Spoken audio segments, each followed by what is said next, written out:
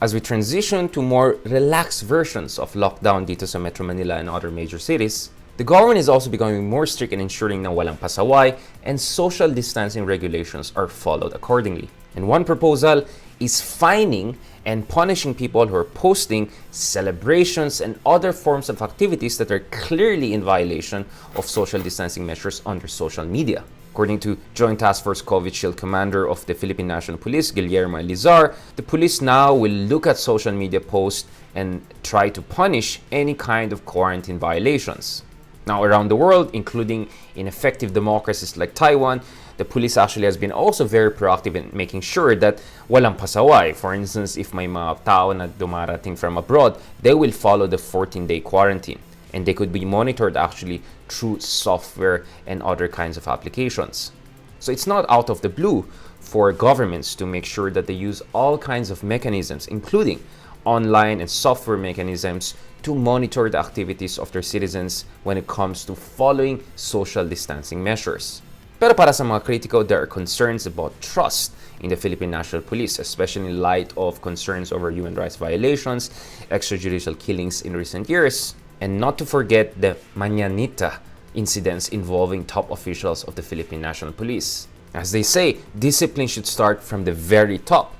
And according to the top PNP official, the social media are full of photos and evidence of hard-headed people deliberately violating the quarantine protocols. This can be used as pieces of evidence to warrant, to fine, and to summon the people concerned in coordination with the barangay officials concerned. Aminado din naman ang PNP na may mga tao na inadvertently naman na nagpo-post ng mga pictures. Of course, marami excited to show na birthday nila and they're trying to make it happy or keep it under control, even though marami sa atin ay nadetense dahil sa extended lockdown na nangyari over the past few months.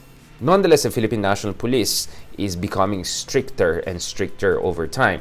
In fact, since March 17, the Philippine National Police has filed up to 365,000 warnings and fines and charges for violations of quarantines. Again, in theory, this is okay, but the concerns of many critics and netizens is that the Philippine National Police perhaps should start with itself before telling the public what to do. Now, the issue of double standard and hypocrisy, uminit ito earlier this year when no less than a Senator of the Republic, Coco Pimentel, was caught violating his quarantine rule in a moment of fatherly instinct to make sure that he's there for the birth of his new child. Now, while many people sympathize with the senator's fatherly instinct, many also saw it as completely reckless. By going to the hospital while carrying potentially the virus, he could have also potentially spread it to frontliners and other patients in the hospital. And for many people, this shows the depth of double standard and hypocrisy in the Philippines as far as ensuring that there's rule of law. Because there's no rule of law if the law doesn't apply to the most powerful themselves.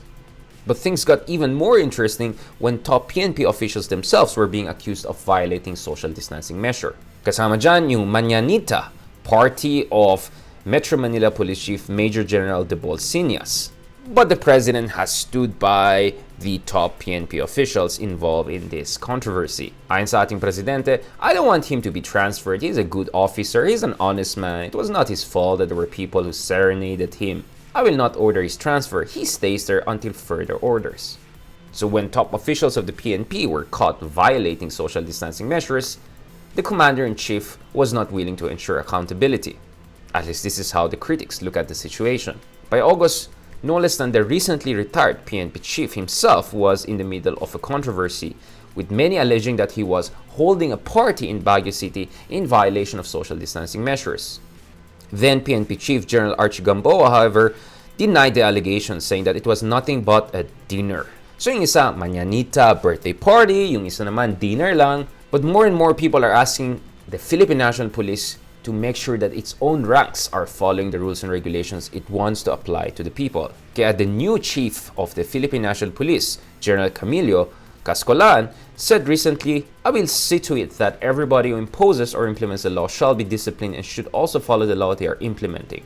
So finally, some good signaling from our top officials in the Philippine National Police, and we hope that things move in the right direction.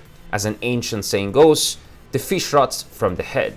So if you want to have a disciplined society, discipline should start with the very people who are your supposed disciplinarians. And in this case, it involves top officials in the Philippine National Police, And of course, our Commander-in-Chief, President Rodrigo Duterte. Before calling people pasaway, they should make sure that they themselves are disciplined.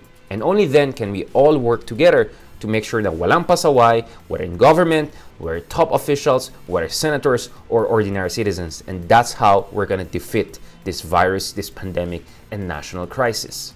Ako po si Richard Hedarian. Stand with us, stand for truth.